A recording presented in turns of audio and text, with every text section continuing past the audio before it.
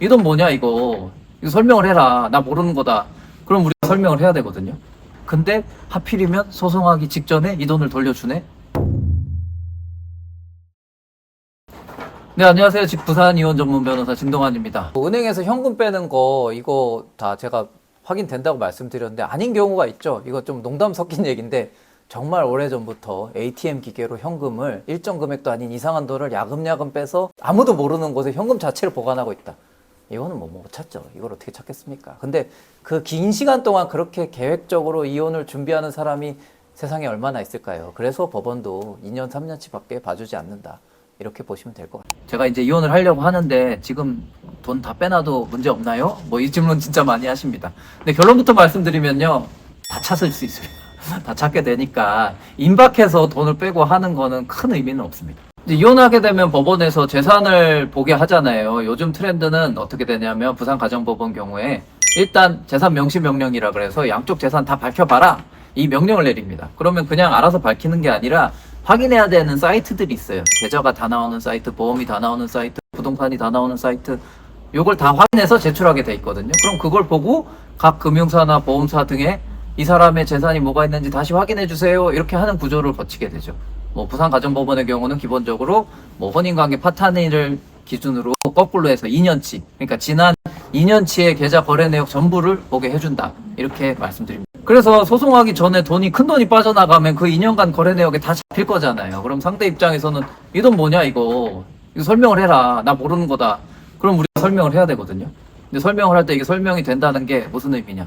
이 돈이 사실은 뭐 이런 임대차 보증금 줄 돈이 있어서 준 겁니다. 그럼 임대차 계약서가 있어야 되고 이 임대차 계약서상 그 임차인한테 이 돈을 줬다는 계좌 거래 내역도 있고 이렇게 되면 이제 설명이 되는데 그냥 돈을 어딘가에 보내놓고 이거는 그냥 이런 돈입니다. 그런 정도는 입증이 되지 않죠. 큰 돈이니까요. 그래서 그러면 그냥 저희 재산에 포함돼서 계산됩니다. 그러니까 돈 뺀 의미가 없어지게 되는 거예요. 실무에서 제일 많은 게 이거 사실은 부모님 돈 받았던 건데 이제 갚으려고요 하는 경우예요.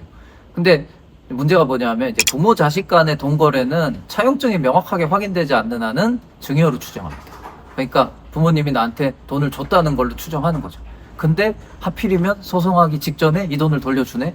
이거는 누가 봐도 다시 그냥 돈을 돌려줬다고밖에 판단되지 않습니다. 그러면 다시 아까 말씀드린 것처럼 이 돈은 우리 재산에 포함해서 계산을 하게 되는 거죠. 그래서 부모 자식 간에 돈을 빌린 게 명확하실 때는 차용증 분명하게 작성하셔야 되고요. 이자도 꼬박꼬박 납부한 내역을 다 증빙할 수 있게 남겨놔야 됩니다. 그래야 나중에 이런 일이 생겼을 때 이거는 빌린 돈입니다 라고 증빙이 되죠. 이거는 비단 뭐 이혼 소송뿐만 아니라 뭐 세무관계에서도 중요한 일이니까 이런 일이 있다고 하면 뭐 차용증 같은 거 작성하시는 거 꼭 챙기시기 바랍니다. 실제로 배우자가 모르는 돈을 내가 들고 있는 경우가 있어요. 근데 이혼은 하기로 서로 어느 정도 동의가 됐다. 그러면 소송 가시면 돈을 찾을 수 있잖아요. 그러니까 현실적으로는 뭐 협의이혼이나 조정을 통해서 하시는 게 맞을 수도 있습니다. 다만 뭐 아셔야 되는 건 뭐 법률상으로는 모르는 재산인 거를 알았다면 그 모르는 재산에 대해서도 다시 재산분할 청구를 할 수 있긴 합니다. 이런 경우 있습니다. 실제 제가 상담했던 건인데요. 뭐 이거 저희가 남편이 모르는 돈을 한 1, 2억 갖고 있어요. 이거 지금 이제 빼놓으려고요. 이렇게 말씀하시는데 물론 요거는 요행을 바라는 게 있습니다. 뭐 일단 빼놨다 칠게요. 빼놨는데 남편이 하필이면 일을 못하는 변호사를 만나고 하필이면 그 변호사가 정말 일을 못해서 재산 명시 신청 같은 걸 하지 않고 그런데 또 재산 명시를 했는데 하필이면 그 은행 계좌는 빼놓고 줘야 한다. 이런 우연이 겹치기를 바라야 그 돈이 빠져나가게 되는 거죠. 그러니까 사실상 정상적으로 일을 하는 곳이라면 다 찾는다는 말씀이에요. 그래서 직전에 돈을 빼는 건 큰 의미가 없습니다. 그리고 이런 경우가 있어요. 뭐 소송 진행 중에 자녀가 뭐 집을 마련하거나 큰 돈 필요해서 나 자녀한테 돈 줬습니다 하고 자녀한테 돈을 보내버리는 경우가 있죠. 근데 이거는 두 분이 부부셨잖아요. 그 부부의 자녀니까 상대가 동의가 돼야 됩니다. 이게 그래 이 돈은 그래 자녀한테 준 돈으로 치고 재산 분할해서 뺍시다.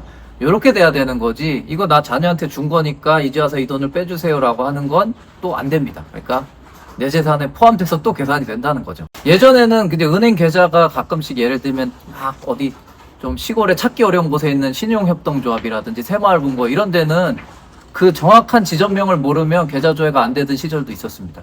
그런데 지금은 그렇지 않아요. 그냥 그 중앙회라는 곳에서 이 사람 계좌는 여기에 있으니까 그냥 알려줍니다. 그래서 다 찾을 수 있게 되기 때문에 사실상 대한민국의 전산망을 이용하는 금융거래는 다 확인이 된다. 이렇게 말씀드립니다. 다음에도 다른 내용 가지고 찾아뵙도록 하겠습니다. 감사합니다.